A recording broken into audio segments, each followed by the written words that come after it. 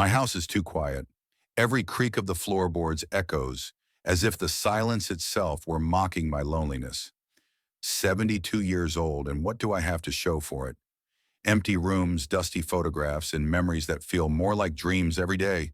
Blurry, elusive. I raise the blinds and look out at the snow-capped mountains surrounding Kalispell. Elaine loved this window. "Million-dollar view," she used to say, snuggling against my shoulder in the evenings. 4 years have passed, and I still wake up and seek her warmth next to me for a moment. 4 years since cancer took her, and 1,460 days since I'm learning to live alone. My morning ritual is the same: coffee, toast, blood pressure pills. I haven't read the newspaper in a year, and the news isn't real anyway. My world has narrowed to this house on the outskirts of town, where I've lived for almost 3 decades. Other retirees are golfing, traveling on cruise ships, or babysitting grandchildren. I only have the company of an old retriever named Brewster, and he's almost deaf. My name is Fielding Abernathy, and I used to mean something in this town. I was the one who founded Abernathy Geoconsulting, a company that started with field surveys for private landowners and grew into the largest geologic evaluation consulting firm in the tri-state area. 37 years of my life I have invested in it.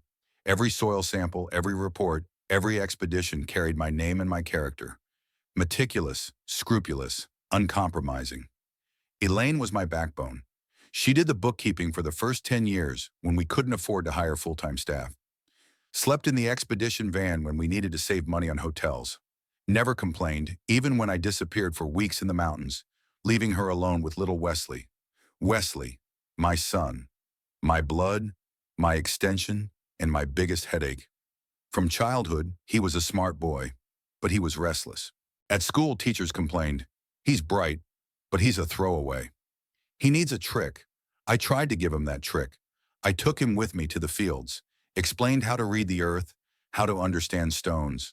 Sometimes he'd light up, but more often he'd get bored. "Dad, rocks are just rocks," he'd say at 15.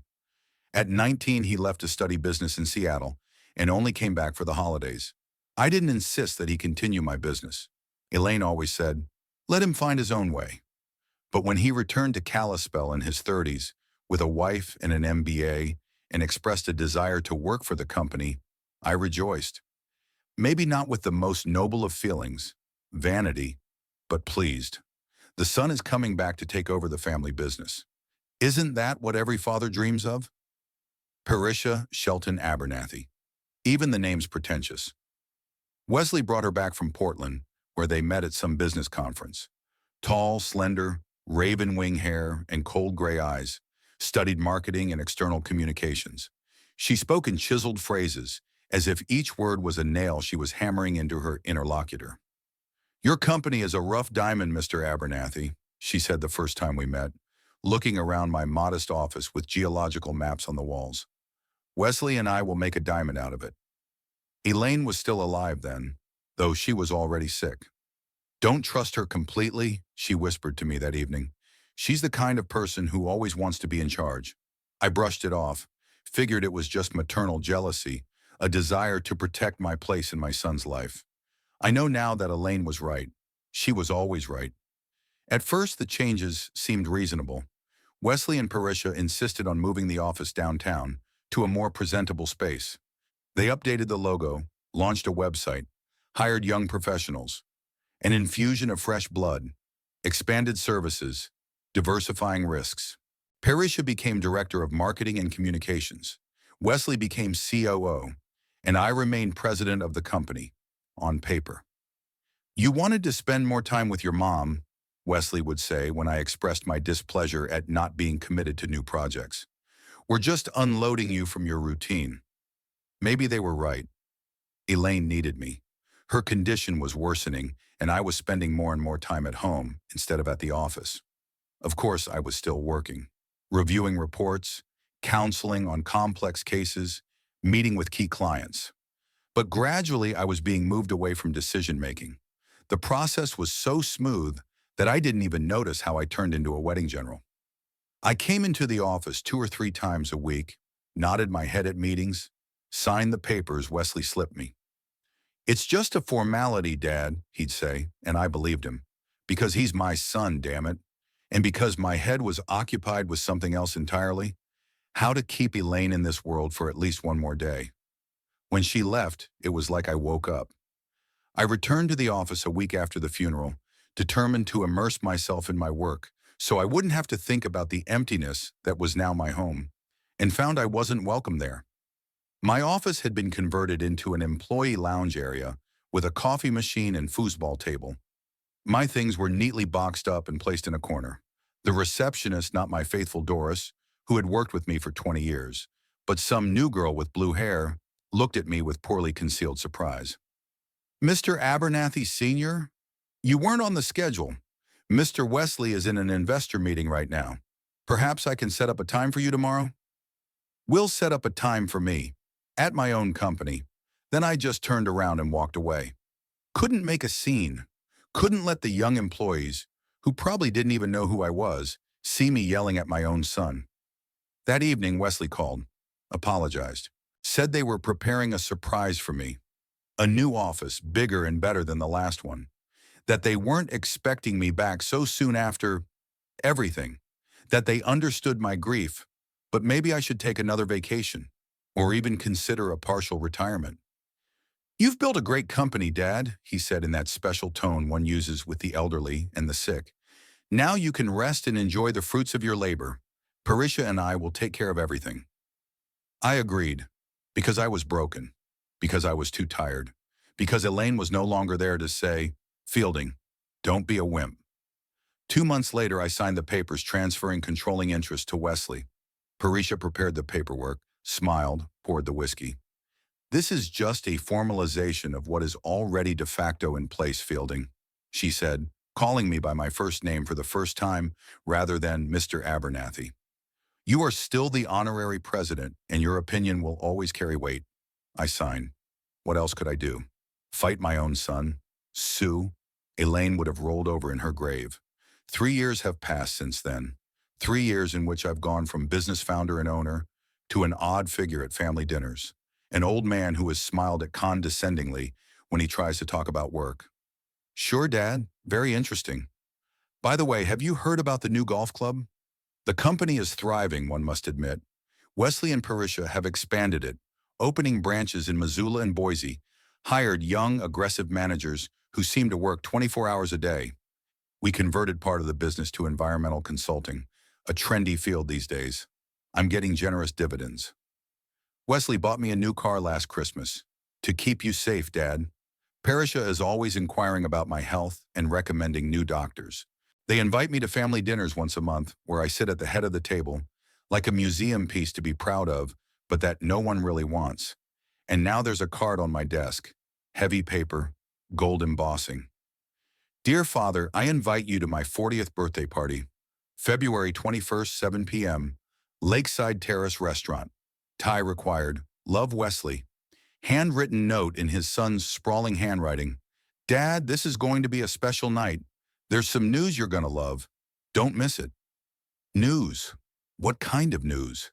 Maybe grandchildren at last? Wesley and Parisha never talked about children. There's still time, Parisha answered when Elaine delicately inquired. Career first, then family. Elaine frowned but remained silent. I think that's how she left it, not believing she'd ever be a grandmother. Or maybe they decided to name a new corporate foundation after Elaine. That would be their style, a noble gesture that looks good in press releases. I twirl the card in my hands. Brewster comes over, puts his muzzle in my lap. His eyes are aglow with old age, but they still look devoted. I scratch him behind the ears. What do you think, old boy? Should we go? Or call in sick? Brewster sighs as only very old dogs can, with a philosophical humility to the stupidity of human questions. Of course I'll go. He's my son. I love him no matter what. And maybe as he gets older, he's starting to realize something important. Maybe this special news is his way of reaching out, of restoring what we've lost. Or maybe I'm just an old man out of his mind, still clinging to the ghost of a family long gone. I set the card aside and stand up. I need to see if my dress suit still fits, and maybe buy a new tie. 40 years old son, That's a big date. I remember the day he was born, red, wrinkled, screaming, like he was angry at the world for pulling him out of his mother's cozy womb. Elaine used to laugh. Just like you, stubborn. Now he's 40 and has his own life, his own plans, in which I'm an extra. And yet, I'm going to this dinner.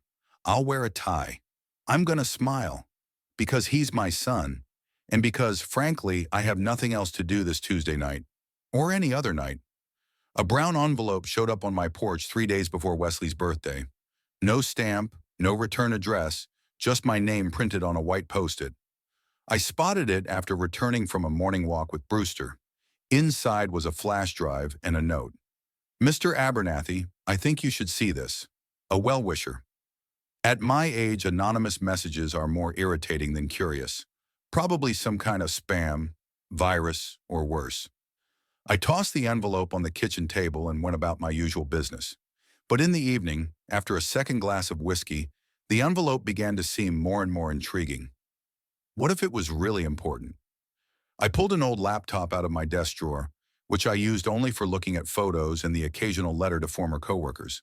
The flash drive contained a folder of files, accounting reports, internal correspondence, scans of contracts, all with the logo of Abernathy Geoconsulting. I looked through them one by one, and a chill crept up my spine. A picture of systematic fraud was unfolding before my eyes. Double bookkeeping, contracts with shell companies, bespoke environmental assessments, and everywhere Parish's name as the mastermind and coordinator. Wesley's name was also on it, but more as an enforcer. Honey, we need to revise the analysis for the Blackwood project. The client can't wait another month. Just change the date on an earlier version of the report and send it to them. I felt nauseous. A company built on accuracy and honesty had become a money-grubbing machine by any means necessary. Abernathy had always been known for its integrity, even when it cost us contracts. Elaine was proud of it. I was proud of it. The last file was the most disturbing. A plan to sell the company's major assets to a large conglomerate, including the parcel of land with the family home where I now lived. My home, which on paper still belonged to the company, a concession to tax planning once suggested by our accountant. In the cold light of the monitor, I realized I wasn't just being pushed out of management. I was about to be stripped of everything. Who had sent those files? My thoughts raced frantically. Perhaps one of the old employees fired by Parisha, or a current employee with a conscience. Did it matter? More important than that, what should I do now? It was past midnight when I dialed a number I hadn't used in over a year. Roger, it's Fielding. I'm sorry to call you so late, but I have a problem. A legal one. Roger Quinlan is my age, a lawyer and friend from college days. We started out together in Kalispell, he in a small law practice, me in geological research. He helped do the paperwork when I started the company. 7 o'clock in the morning at the Blue Jay? He asked after hearing a brief description of the situation. His voice sounded excited. Bring all the materials. The Blue Jay Cafe was one of the few places untouched by the modernization of downtown Kalispell. Old wooden booths, cracked tile, the smell of coffee and bacon that hadn't changed in 40 years. Roger waited in the far corner, almost the same as before, except his hair was all white and his face was covered with a grid of wrinkles. You look lousy, Fielding, he said instead of greeting me. You're not getting any younger either, I mumbled, sitting down across from him. We ordered coffee, and I handed him the flash drive. Roger pulled a laptop out of a worn leather briefcase, as old as mine. As he studied the files, I watched his face. First skeptical, then surprised, finally outright indignant. Jesus, Fielding, have they lost their minds? He shook his head. If half of this is true, they're in serious trouble. It's true, I said. But can I prove anything? And what am I supposed to do? Roger sipped his coffee, thinking. The documents for the transfer of the controlling interest. Can I see them? I handed over a folder with copies. He flipped through the papers, pausing to read individual paragraphs. Suddenly his eyebrows went up. Interesting. He reread the page. Very interesting. What is it? I asked impatiently. Paragraph 17, subparagraph C. Have you ever read it? I shook my head. Like most people, I signed the paperwork after barely running my eyes over it. It says that if the company violates its original charter or misuses assets, you as founder have the right to revoke the transferred shares. That's an unusual clause. Who drafted this agreement? Parisha's lawyer, I muttered, remembering the tall man with the beard she'd brought in to sign it. Is he an idiot or? Roger hesitated. Or it was a deliberate loophole. Someone wanted you to still have leverage. What's the difference? I waved my hand. Could I use it? Theoretically, yes. Practically, you have to prove wrongdoing. Officially, with paperwork and forensics. We went into great detail.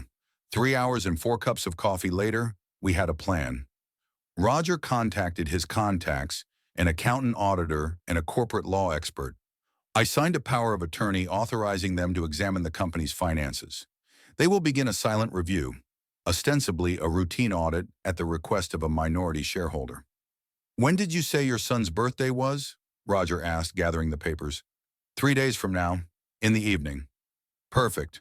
We'll have the preliminary results by then. But don't spook them, Fielding. Act normal. I grinned. Normal.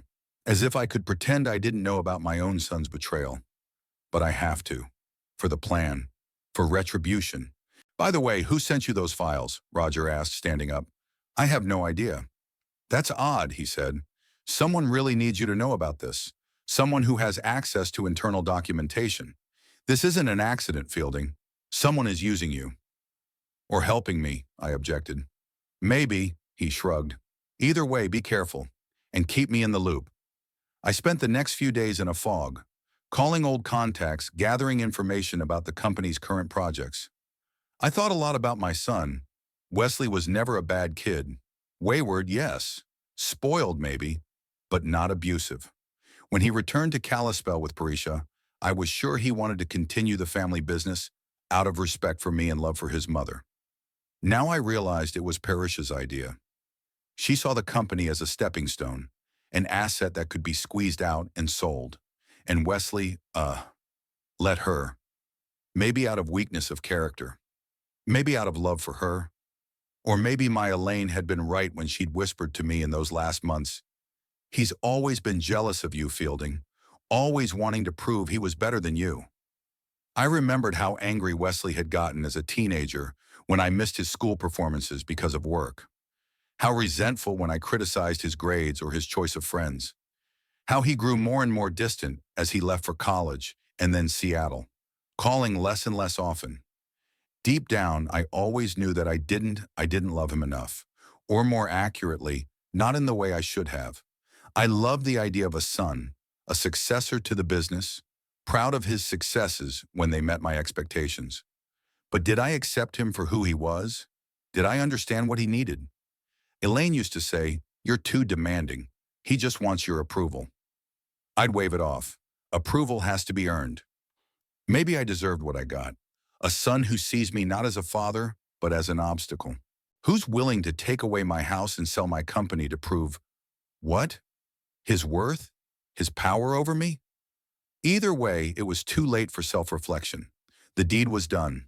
The betrayal was done. Now all I had to do was protect what I could still protect. The night before my birthday, I got a call. Mr. Abernathy, this is Anna Tate, Mr. Roger Quinlan's assistant. Her voice sounded formal, as if she were reading a prepared text. We arranged this in advance. No names, no details over the phone. Yes, I'm listening. Mr. Quinlan asked me to tell you that the documents you requested are ready. They confirm your assumptions. All of them. He'd be happy to discuss the details in person the day after tomorrow. Would 10 o'clock in the morning suit you? Yes, quite, I answered, feeling my heart pounding against my ribs. Thank you for the information. So, everything checks out. Financial fraud, double bookkeeping, document fraud. Enough evidence to activate paragraph 17. I didn't sleep much that night, going over my options. Roger advised me to gather all the evidence first, then call Wesley and Parisha to a meeting, give them an ultimatum. Civilized, businesslike. Don't get emotional, Fielding. This isn't a family matter anymore. It's a legal matter. But I knew I couldn't hold back. Not after everything I'd learned. Not after seeing their true faces. By morning, I decided I would use my birthday. I would go public with my decision to take back control of the company. Make them explain themselves to all the guests, partners, and friends. Let everyone see who they really are. Maybe it was petty. Maybe it was unprofessional. But damn it, I've earned the right to this little revenge. Birthday. I chose the dark blue suit that Elaine always referred to as my power suit, tie to match, rock crystal cufflinks, a gift from my wife for our 30th anniversary. I combed my thinning hair, shaved off 2 days of stubble. The mirror reflected an old man with a tense face and a determined look. No longer the same Fielding Abernathy who dutifully signed the papers and retreated into the shadows. No. Today I was reclaiming my name. I checked the inside pocket of my jacket once more. A flash drive with copies of all the documents. The papers from Roger, all in place. "I'm coming, Elaine," I whispered into the emptiness of the room. "I'm going to fix everything. Bring back what we've created together." I don't know if she heard me, but I wanted to believe that somewhere she was nodding approvingly and saying, "Finally, you stubborn old man. It's about time." I locked up the house, gave Brewster one last pat, and got in the car. I turned on the navigator even though I knew the way to Lakeside Terrace, one of Kalispell's most pretentious restaurants. Parisha's choice, no doubt. Wesley favored barbecue and beer. Along the way, I thought about what would happen afterward, about how life would change when I took control of the company again. Would I be able to run it like I did before? Would I want to? Or will I just sell it myself, but on my own terms? And what would happen to Wesley? I wouldn't hesitate to fire Parisha. But my son, he's still my son, no matter what. Maybe it's not too late to make things right. Maybe when he sees what I'm capable of, he'll finally respect me. Stupid thoughts of an old man still clinging to the specter of family relationships. But I couldn't push them away. The restaurant glowed with lights, illuminating the snowdrifts around the parking lot. I could see the guests' expensive cars, hear the music coming from the open doors. The festivities had already begun. I parked, turned off the engine, and sat for a minute, gathering my wits. Today was going to change everything. Today I would finally put an end to this story. It's time to go. Time to meet my son and his wife. Time to remind them who Fielding Abernathy is. The Lakeside Terrace was lit up like a Christmas tree in the middle of February. The doorman met me at the entrance and accepted my coat with feigned helpfulness. I adjusted my tie and took a deep breath. There was live music coming from the auditorium, something jazzy, too modern for my taste. Wesley was waiting in the lobby, surrounded by some people I didn't know. My son, tall like me at his age, only broader in the shoulders. Dark hair already streaked at the temples, sharp features from my mother. As a child, he hated his nose. "Too big," he complained. Now that nose gave him a solidity he seemed to recognize and cultivate. He noticed me, apologized to his interlocutors, and headed toward me. A smile, a firm handshake, a clap on the shoulder just like a textbook, how to behave with an elderly father. "Dad, glad you could make it. You look great." That was a lie. I saw my reflection in the mirror at home. I looked like a man who hadn't slept well in a week. Tired eyes, sunken cheeks, deeper wrinkles than usual. "Happy birthday, son." I handed him a small box, the Omega watch my father had once given me, a family heirloom. Wesley opened it, and for a moment something real flashed in his eyes, recognition. Maybe even gratitude? "Thanks, Dad. This is, unexpected." He smiled strained and tucked the box into his pocket without putting on his watch. Of course. Why would he need an old watch when he already had something Swiss and undoubtedly 3 times as expensive on his wrist? "Is Parisha here yet?" "Yes, she's greeting the guests." He waved his hand toward the main hall. "Come on, she'll be glad to see you." I doubted, I thought, but I followed him. The banquet hall was decorated in blue and silver colors, with elegant floral arrangements on each table. About 50 guests and some faces I recognized. Many I was seeing for the first time. Business partners, city bigwigs, a few old family friends. Parisha reigned in the center of the room, wearing a champagne-colored dress that accentuated her slender figure. At 42, she looked 35, the result of strict dieting, exercise, and perhaps a little help from plastic surgeons. She spotted us and swam closer, like a shark smelling blood. "Fielding, How nice of you to come. She pecked the air near my cheek. That suit suits you. Retro's in right now. I bought it 10 years ago, so it's retro now. It's beautiful.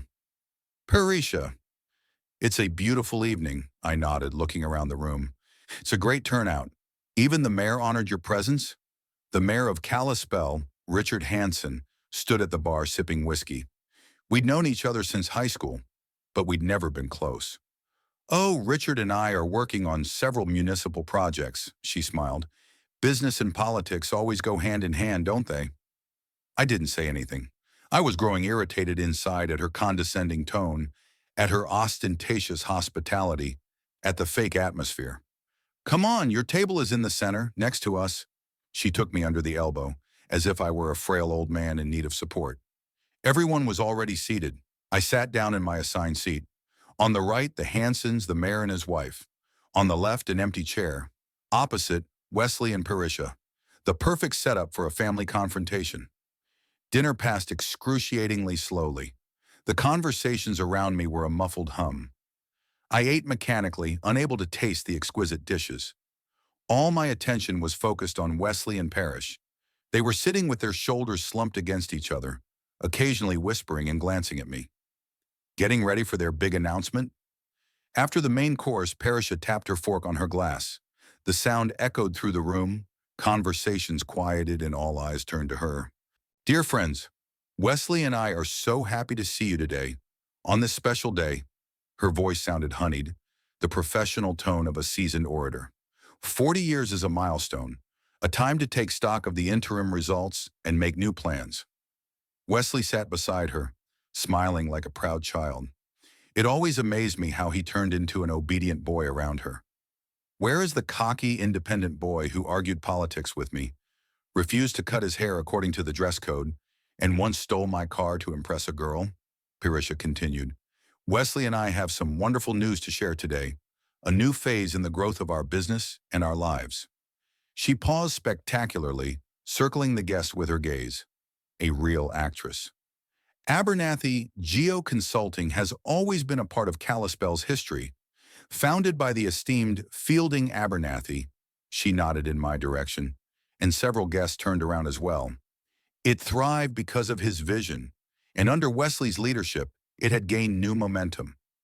I clenched my fists under the table. Hypocritical bitch. And today we're pleased to announce a new partnership. Northwest Resources Group Corporation is acquiring controlling interest in Abernathy Geo Consulting. This will allow us to go national, opening offices throughout the Pacific Northwest, and we're going to start by developing a parcel of land in the Summers Bay area. She made a sign and a map appeared on the big screen behind her. I recognized the outline immediately, a piece of land owned by the company, the same one where my house stands. The project would include a luxury apartment complex, a golf club, and a marina. Summers Bay Resorts is the new face of Kalispell. Applause broke the silence. Guests smiled, nodded, raised their glasses. No one seemed to notice my pale face. My home, my land. 30 acres of woods where Elaine and I plan to grow old together. Where the urn with her ashes is buried, under the old oak tree she loved so much. In closing, I want to say, Parisha suddenly noticed that I was standing up. Oh, Fielding, do you have anything to add? The whole hall turned toward me. I could feel their eyes on me, curious, expectant. Does the old man want to make a toast? Or is it time to take him home? Yes, Parisha, I'd like to add something. My voice sounded hoarse. I coughed. This project, Summers Bay, it's about the land where my house stands. Parisha smiled, but her eyes remained cold. Of course we've taken that into account, Fielding. You'll be offered compensation and assistance in relocating. A nice apartment downtown, perhaps? Closer to medical facilities and... No, I cut her off. I'm not selling this land, and I'm not moving.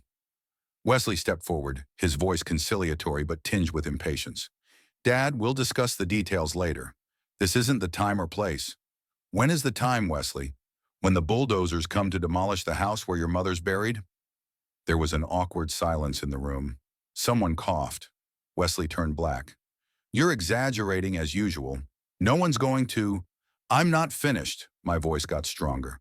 I will not consent to the sale of the land. What's more, I will not authorize the sale of the company. Not now, not at any time in the future. Parisha forced out a condescending smile. With all due respect, Fielding, your consent is not required. Wesley owns the controlling interest, and the deal is already— No, Parisha, you're wrong, I interrupted her again. Wesley no longer holds a controlling interest. I found, irregularities, serious violations of corporate ethics and the law. And according to paragraph 17 of our agreement, I have the right to revoke the transferred shares. Parisha's face froze. For the first time in all the years I'd known her, I saw fear in her eyes. Baitin, what kind of violation? What is this nonsense? Wesley, your father is clearly— Double bookkeeping, I said loud enough for all the guests to hear. Document fraud. Proprietary environmental assessments. You know what I'm talking about, Parisha. I have all the evidence. Total silence. Even the musicians stopped playing, watching the drama unfold. I saw Mayor Hansen leaning over to his wife, whispering something. I saw several businessmen exchange worried glances. Saw Wesley turn pale as he looked at his wife. Parisha was the first to come to her senses. She stood up, tall and straight as a spear. Fielding, you have chosen a bad moment for your fantasies. We'll discuss it later in the family circle. Right now, I think you should— You think it's a fantasy? I pulled a flash drive out of my pocket. It's a copy of all the documents, your emails, instructions to change report dates, instructions to set up shell companies. You think your friend the mayor will like it when this hits the press? Hansen shuddered and set his glass aside. Parisha's face contorted with rage. You old, out-of-your-mind fool, she hissed. Get out of here before I call security. Don't you dare talk to my father like that, Wesley interjected. And for a moment, hope flared in my chest. But he added, Dad, you really should go home. You're not yourself. We'll talk about it tomorrow, I promise. Out of sorts? I grinned bitterly. I'm fully myself for the first time in years, son. And I'm not going to let you sell what your mother and I have spent a lifetime building to some corporation that's going to turn it into a golf club for the rich. That's enough. Parisha slammed her palm on the table. This is getting ridiculous. Guess I apologize for this scene. Fielding hasn't been at his best lately. We suspect, early signs of dementia.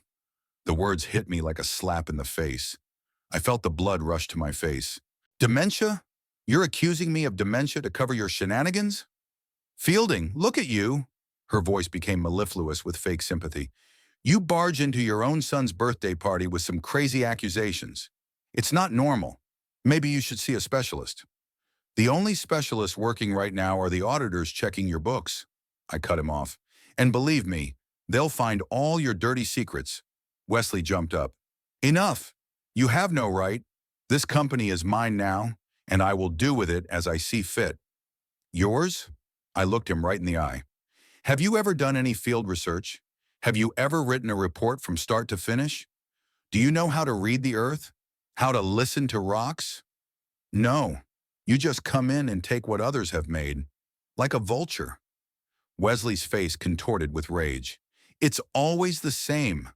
Always you thought I wasn't worthy, not good enough, and now you wonder why I want to go my own way. Your way? Selling the family company to a corporation is your way? Or is it your wife's idea? Leave Parisha out of this. She's the only one who believed in me, the only one who saw my potential. Unlike you, always judging, always dissatisfied. The pain of his words was sharper than I expected. Somewhere deep inside, I knew he was right. I never knew how to express my love and pride. Always demanding more. Never praised for what I had accomplished. Elaine told me that, and I didn't listen. But it was too late for regrets. Too late. I'm stopping this deal, Wesley, I said firmly. Starting tomorrow, I'm going back to running the company. All of your machinations will be investigated. And I swear on your mother's memory. Parisha didn't let me finish. She grabbed a plate of birthday cake off the table, a huge tiered cake with a silver number 40 on top, and threw it right in my face. I didn't have time to duck. The cream, the biscuit, the berries, it all ended up smeared all over my face, my suit, my shirt. I was blind for a moment, feeling only the sweet mass on my skin and the smell of vanilla in my nostrils. There were exclamations of surprise in the hall. Someone gasped. Someone laughed nervously. And it was Wesley who laughed the loudest. My son, my boy, laughing like it was the funniest thing he'd ever seen.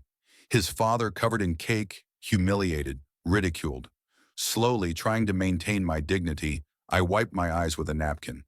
I saw Parrish's face red with anger. I saw my son laughing. I saw the shocked guess. And then I said something that silenced the entire room. As of tomorrow, I'm taking back my 51% stake in the company in accordance with paragraph 17 of the transfer agreement. I have already filed the appropriate paperwork. The deal with Northwest Resources Group is canceled.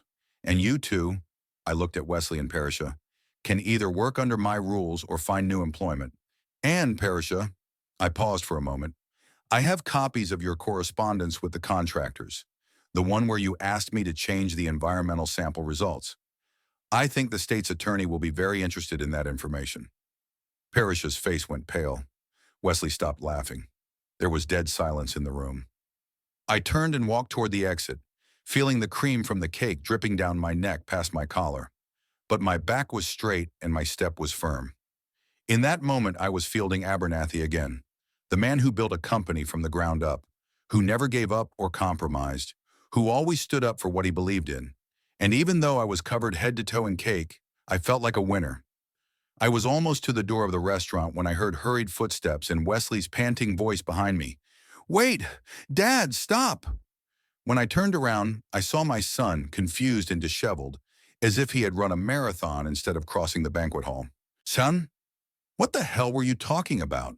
What paragraph 17? It's impossible. You can't just... Behind him, I saw movement. Parisha was coming toward us too, moving between the tables with the grace of a panther ready to pounce. Her face was no longer pale, but rather blotchy with anger. Let's go out, I said, nodding toward the small meeting room next to the check room. There's no need to continue the guest show. Without waiting for a response, I pushed open the door and stepped inside. The room was small with a round table and a few chairs. The walls were decorated with gaudy watercolor landscapes meant to create atmosphere in this plastic paradise for business meetings. Wesley piled in next, followed by Parisha, who quietly shut the door. Her composure had always fascinated me. Even now, she managed to look like she was in control of the situation. You've ruined everything, she began without preamble. Do you know how many months we've been working on this deal? How many nerves and resources we've put in? And you come in and ruin it in 5 minutes because of your senile vindictiveness. Parisha, Wesley said warningly, but she waved it away. No, stop coddling him. We tiptoed around your precious daddy for years. And what did we get in return? Accusations and sabotage. I remained icily calm, even though the cream from the cake kept dripping down my neck. I took a handkerchief out of my pocket and wiped my face as best I could. Finished? I asked. Then let me explain paragraph 17 to your husband, since it's obvious you didn't bother to fill him in on the details of the deal you arranged. Wesley frowned, shifting his gaze from me to his wife. What's he talking about, Parisha? I didn't let her answer. When you got the controlling interest, son, there was a special clause in the agreement, paragraph 17, subparagraph C. It provided for the possibility of withdrawal of shares if the new management violated the company's charter or misused the assets. That clause is a mere formality, Parisha interjected. It has never been applied and cannot be applied without evidence of wrongdoing? I took a flash drive out of my jacket pocket and put it on the table. I have all the proof I need. Double-entry bookkeeping, falsified environmental audit reports, your personal instructions to alter soil sample results for the Riverbend project. It's all here. Parisha turned pale again, but quickly pulled herself together. This is illegally obtained material. You had no right to... I didn't hack into your systems, if that's what you mean. Someone sent me copies. Anonymously. Maybe your employees aren't all as unscrupulous as you think. Wesley sank down in his chair, wrapping his arms around his head. Is it true? He asked quietly, looking at Parisha. Did you falsify the reports? She hesitated for a split second. I did what was necessary for the development of the company. Small compromises that didn't hurt anyone. That's what everyone does in business. Everyone fakes environmental impact assessments. I raised an eyebrow. You have an interesting idea of business practices. Don't exaggerate, she snapped. We weren't dumping toxic waste into the lake. We just accelerated some processes. It doesn't matter what you call it. I tapped my finger on the flash drive. The fact is, these are documented violations, and they activate paragraph 17. Wesley looked up. But even so, you can't just cancel the Northwest deal. The paperwork's already done. The prepayment's been received. I can, I interrupted, and I've already done it. My lawyer, Roger Quinlan, sent them a formal notice this morning that the company had changed management and canceled all the preliminary agreements. Quinlan? Parrish grimaced. Is that dinosaur still practicing? Enough to recognize shenanigans when he sees them, I parried. And yes, I've already filed the paperwork to restore my rights as a majority shareholder. As of tomorrow, I'm back in charge of the company. Wesley jumped up. You can't. I won't allow it. I ran this company for 6 years, turned it from a provincial office into a regional business. We've tripled our revenues. We've opened new lines of business. And you want to throw it all away because of some bureaucratic ploy? For the first time in years, I saw real emotion in my son's eyes. Anger, resentment, fear. Something in me trembled. Maybe he was actually proud of his accomplishments. Maybe it wasn't all a cynical calculation. Wesley, I said more gently, I'm not denying your accomplishments. But look at what's going on. You and Parisha are ready to sell the company, my house, the land where your mother is buried. And for what? Money? You've got enough. This isn't about money, Parisha interjected. This is a strategic partnership. It's about taking it to the next level, an opportunity to create something much bigger than your family firm. And for that scale, you're willing to commit forgery? I shook my head. That's the difference between you and me, Parisha. To you, the company is a tool. To me, it's a legacy. Something I built not to sell for more money, but to leave something meaningful behind. Wesley listened with clenched teeth. Contradictory emotions struggled in his eyes. Dad, he said at last, I understand your affection, but you can't hold on to the past forever. The world changes. Business changes. Either you evolve or you die. And does evolving necessarily involve deception? I asked quietly. He looked away. It's not that clear-cut. Exactly, Parisha interjected. The world is not black and white, Fielding. You're stuck in your outdated notions of honor and principle. And modern business requires flexibility. Flexibility is one thing, I said. Breaking the law is another. And yes, I know the world isn't black and white, but there are some things you can't cross. Lines that can't be crossed. I pulled another envelope from my inside pocket and placed it on the table next to the flash drive. Here are copies of all the evidence, notarized, as well as the official notification of my return to company management. You can challenge this in court, Wesley, but then all your shenanigans would go public. I don't want that. I don't want to bring shame to the Abernathy name. But if you make me... Parisha grabbed the envelope, tore it open and pulled out the documents. Her eyes quickly scanned the lines. Her face grew tenser with each passing second. It's a bluff, she said at last, but her voice betrayed uncertainty. You can't prove... I already have, I interrupted. Rogers assembled a team of the best auditors and experts. They've studied all your schemes. We have testimony from the former CFO you fired 2 years ago. There are copies of the altered reports and the originals you tried to destroy. There's everything. Wesley sat back down as if his legs were no longer holding him up. Jesus, Parisha, what have you gotten us into? She turned sharply toward him. Me? You were privy to every decision. Don't you dare pretend now that you didn't know anything. I knew that we were... optimized some processes, he stammered. Not that we were forging documents. Optimizing, forging, what's the difference? She splashed her hands. The result is the same. And you were happy to receive dividends when our profits were growing. Their bickering continued, and I watched with a feeling close to devastation. There they were, my son and his wife, the people I had entrusted with my life's work. Now they looked more like squabbling teenagers trying to blame it on each other. There was a quiet knock on the door, and a young waitress looked into the room. Many are already leaving and are asking if there will be a continuation of the evening. Parisha straightened up, instantly putting on a mask of professionalism. Of course. Tell them we'll be back soon. A little family misunderstanding. As the door closed, she turned to me. You have to leave, now, and take these ridiculous accusations with you. We'll talk tomorrow when you've cooled down and started thinking rationally. I'm not going anywhere, I said calmly, and my accusations will remain. And so will my decision to take back control of the company. Then I'll sue you, she leaned over, leaning on the table. For defamation, for misappropriation of confidential information, for...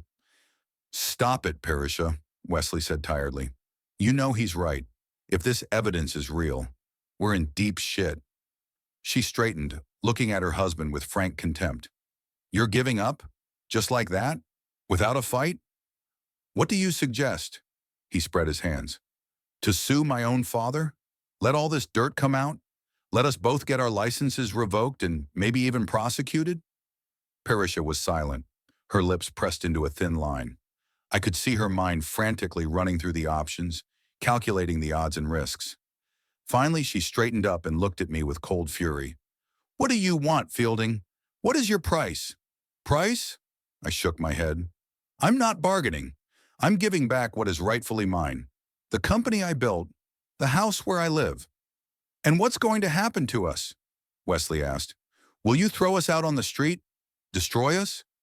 Something in his tone, a mixture of defiance and underlying fear, reminded me of his teenage years, when he'd get caught up in a prank and look at me with the same expression. Go ahead and punish me. I know you want to. I'm not going to destroy you, I replied. You can continue to work for the company, but on my terms. No fraud, no falsification. Honestly. Under your control? Parisha specified. Exactly. She laughed, but there was no mirth in her laughter. You really think we'd agree to that? To be your puppets after all you've built? The choice is yours, I shrugged. Either work by my rules or look for a new place. With your experience and connections, it shouldn't be hard to find something suitable. Unless, of course, the fraud story gets out. It's blackmail, she hissed. No, Parisha, it's a consequence of your own actions. There was a growing rumble of voices outside the door. Some were loudly demanding explanations, others offering to call a cab. Wesley's birthday had finally turned into a farce. Wesley rubbed his face with his hands. What should I tell the guests? The truth, I answered, that there was a business disagreement which we will solve in the family circle. Apologize for the incident, thank them for their presence, and say goodbye. And then we'll continue this conversation. Tomorrow, at my house, at 2 o'clock in the afternoon. We haven't agreed to your terms yet, Fielding. No, I nodded, but you'll be there. Because the alternative is far worse.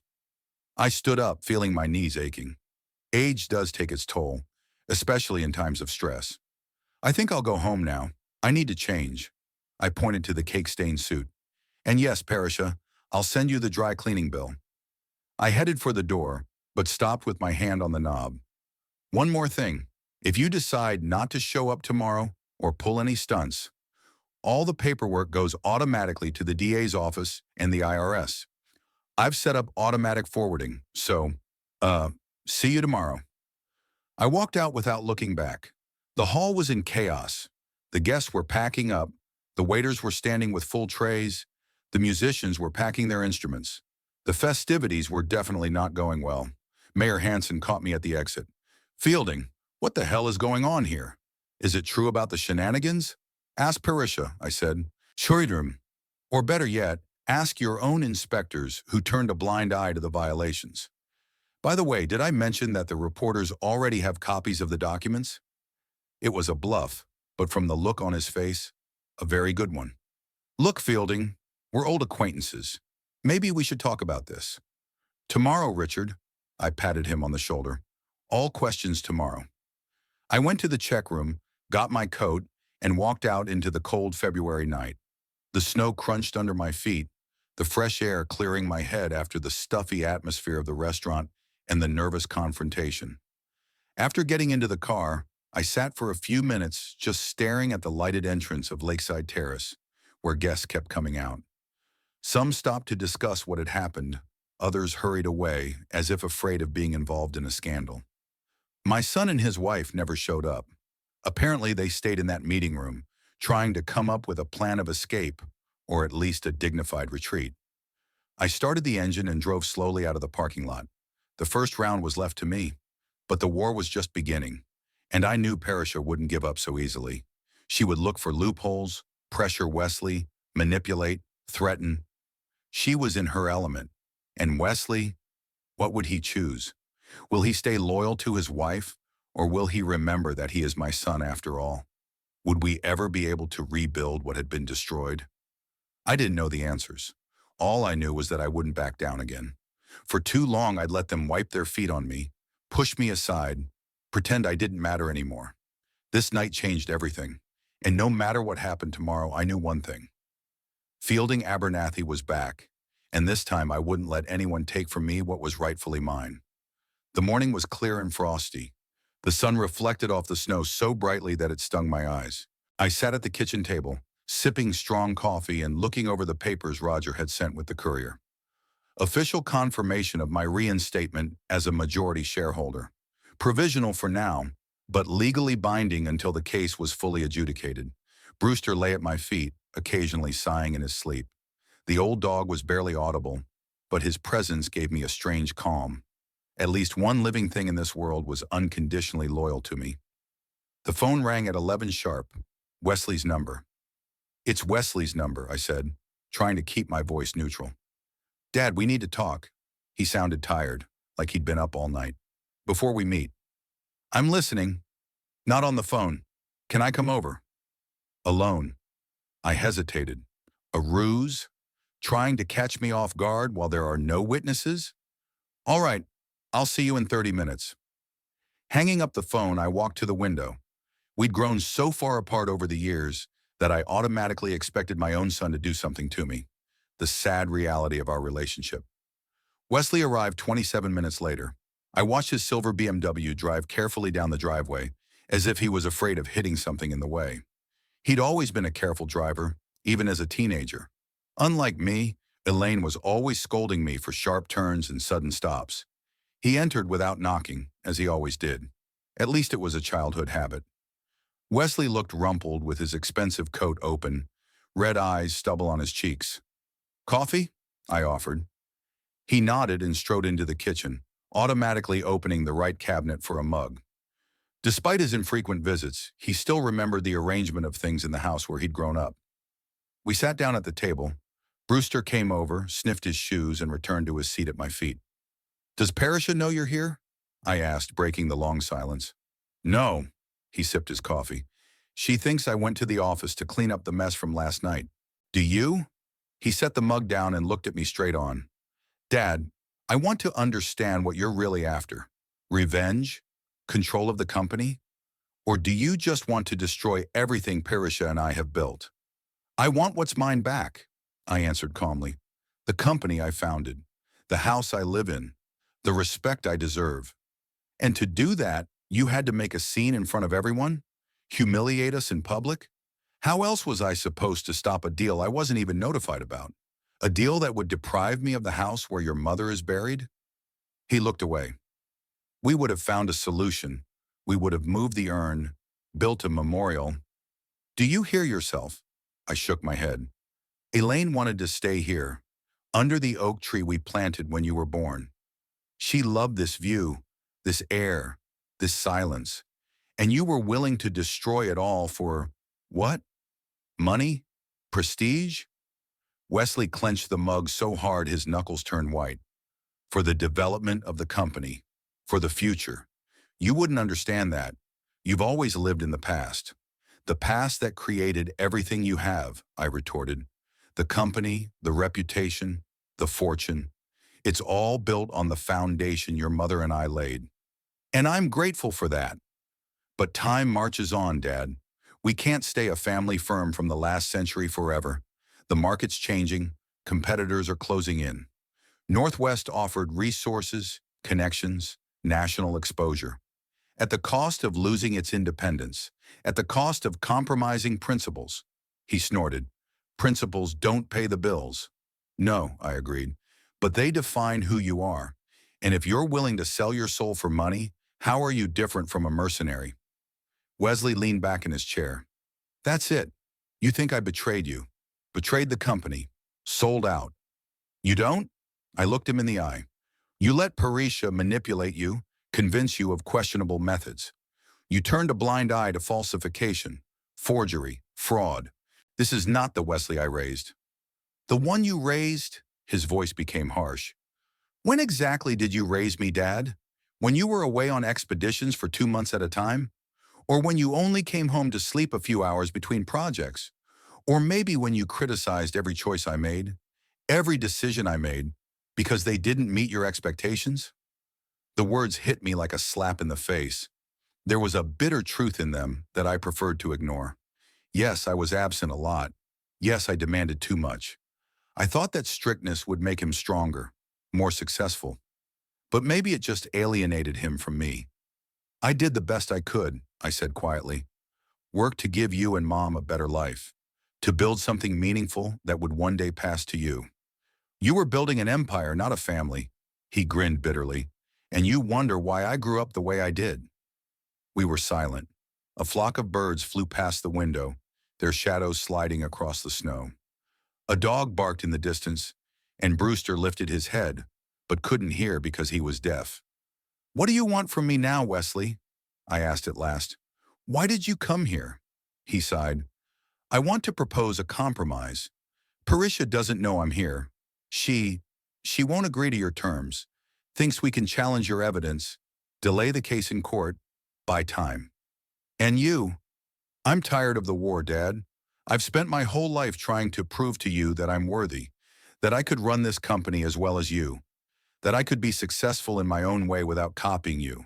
And you know what? I did it. The company's growing. Profits are up. Yeah, there have been, compromises, but the result speaks for itself. A result built on lies has no value, I said. To you, maybe, he shrugged. But I'm not you, and I never will be. Get over it. I looked at my son and remembered holding him, a newborn in my arms, teaching him how to ride a bike, how I sat by his bedside when he was sick. When did it all go wrong? When did we become strangers? Maybe when he went to middle school and I missed his first major speech because of the expedition. Or when I criticized his choice of college because I thought he was capable of more. Or when I didn't support his decision to study business instead of geology. 1,000 little moments, 1,000 missed opportunities. And now we're sitting across from each other like business partners instead of father and son. What compromise do you propose, I asked. You come back to the company as chairman of the board, a symbolic position, but with real veto power over key decisions. I remain CEO. We're backing out of the Northwest deal, but we're looking for other ways to expand, without selling the land on which this house stands.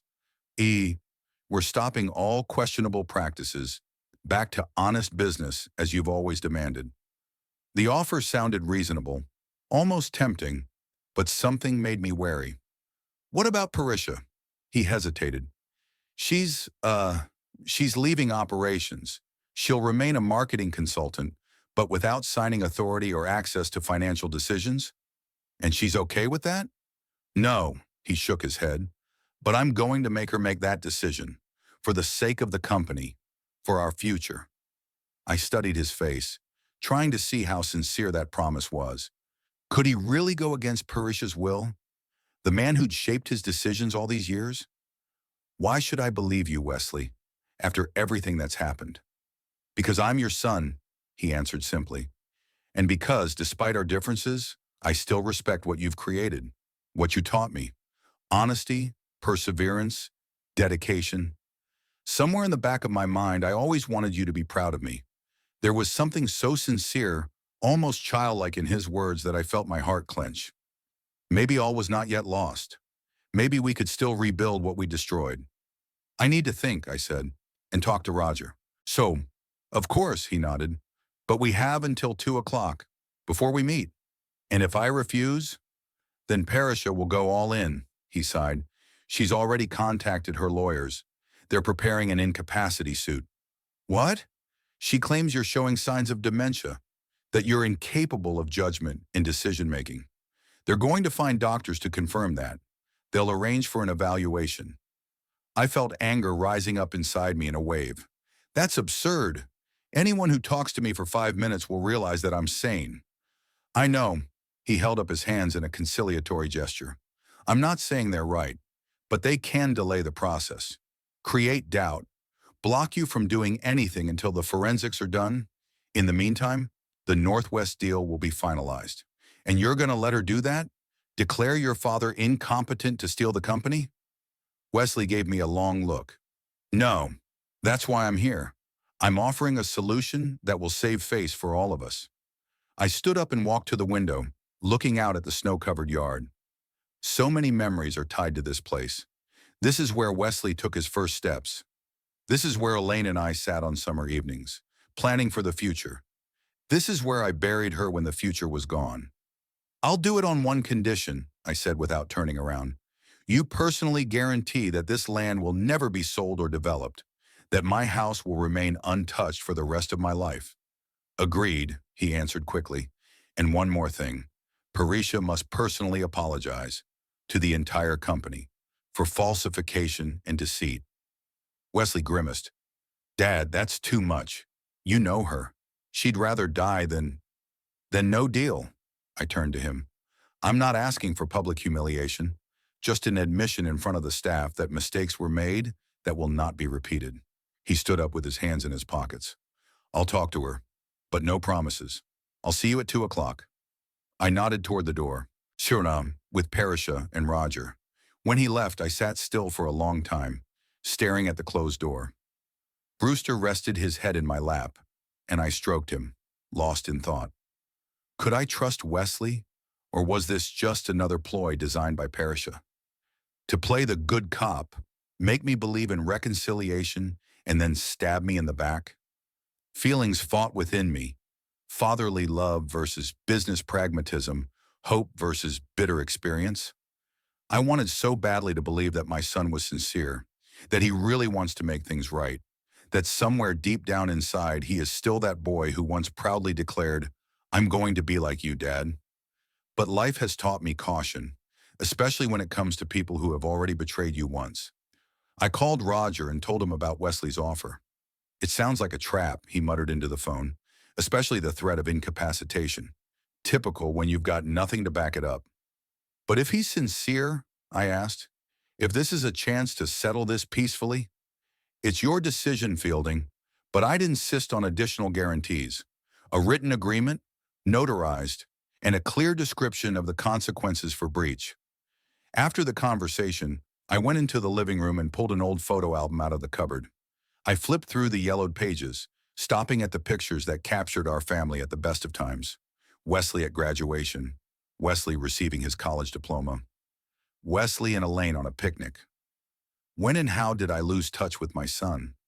Why did I let him become so distant that he began to see me as an obstacle instead of a support? Maybe I was too strict, or too busy, or too focused on my standards to see that he needed something different.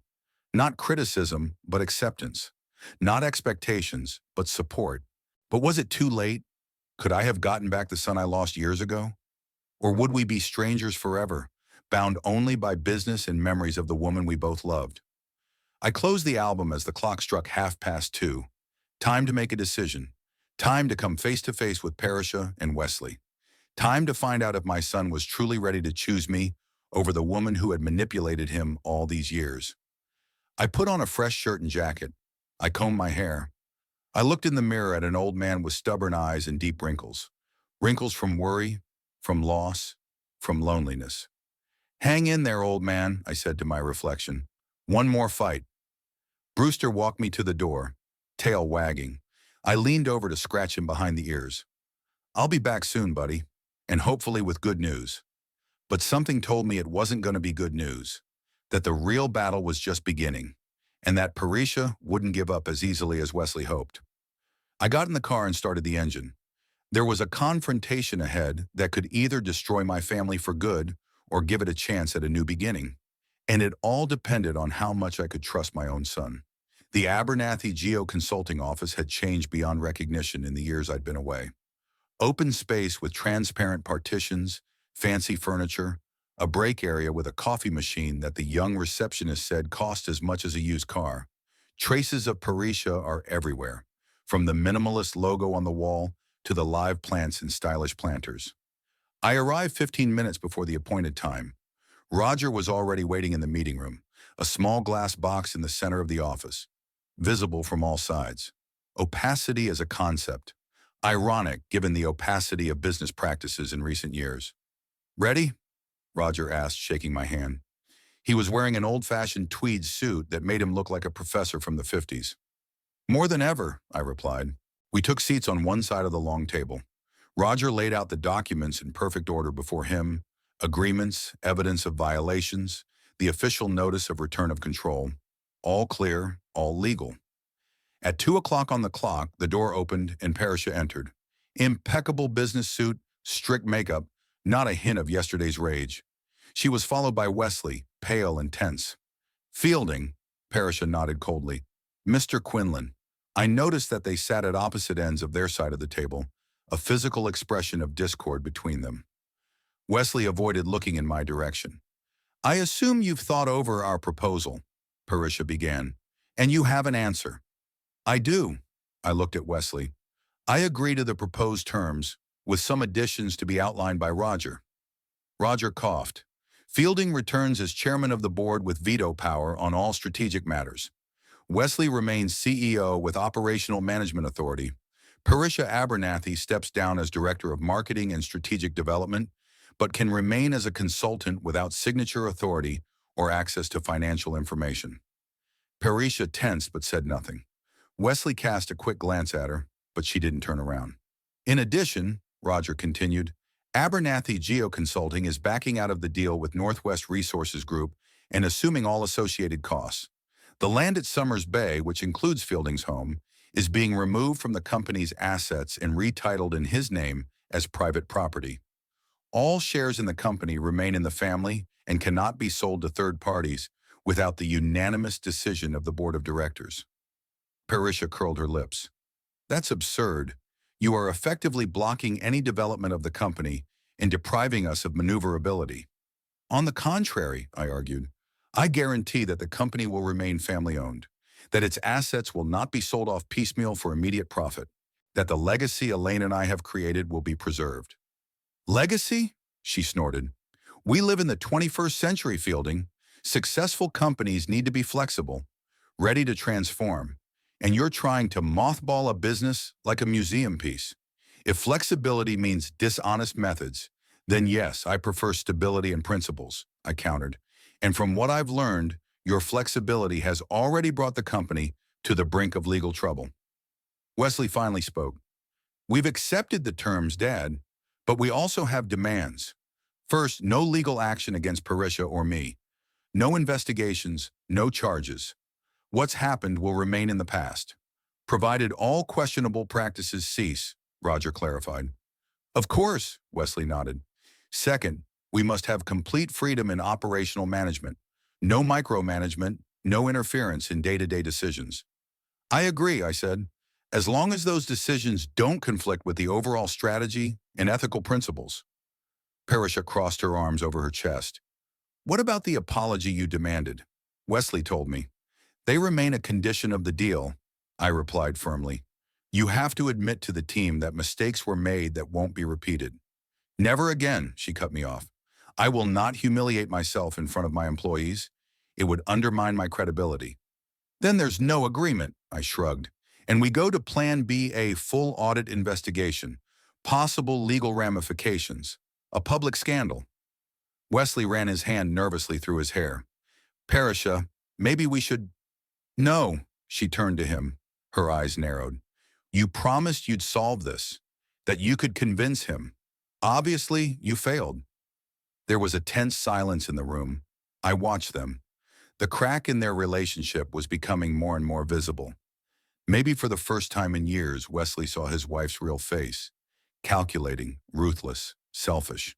Suddenly, Parisha straightened up, smiled her trademark business-like smile, and turned to me. All right, Fielding, you win. I apologize to the team. I'll admit, business mistakes. But in return, I want a guaranteed severance package and a letter of recommendation. If I'm leaving with dignity.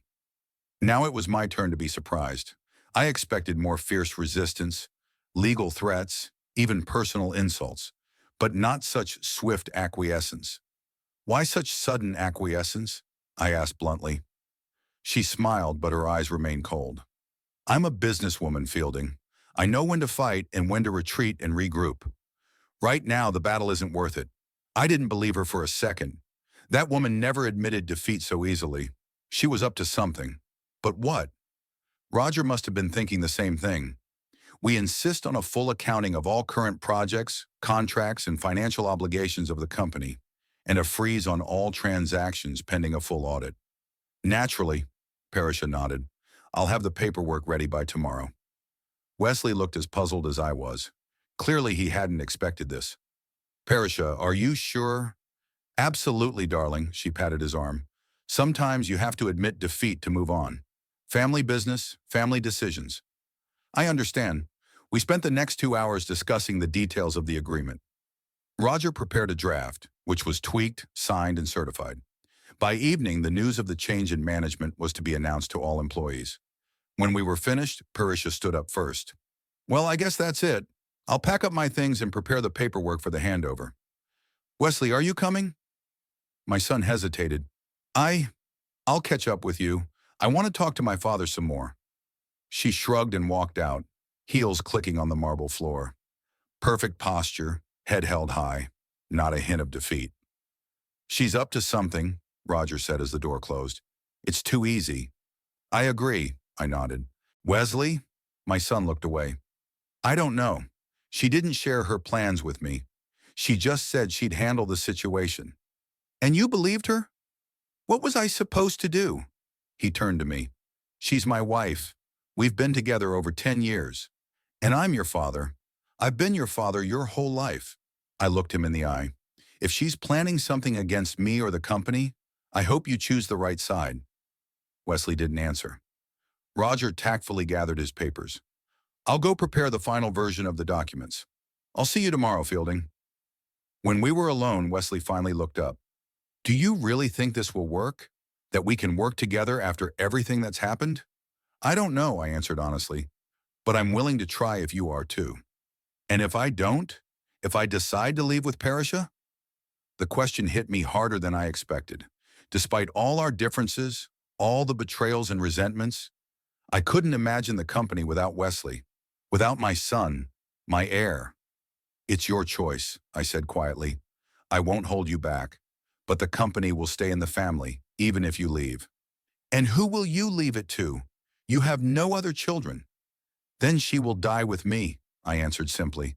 I'd rather let her disappear than become what Parisha turned her into.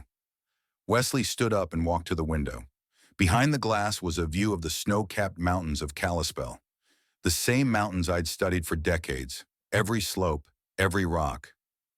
You know, I always wanted you to be proud of me, he said without turning around. Even when I rebelled against you, even when I did everything against you, always waiting for your approval, your recognition. I know, I said, and I'm guilty of not giving it to you often enough.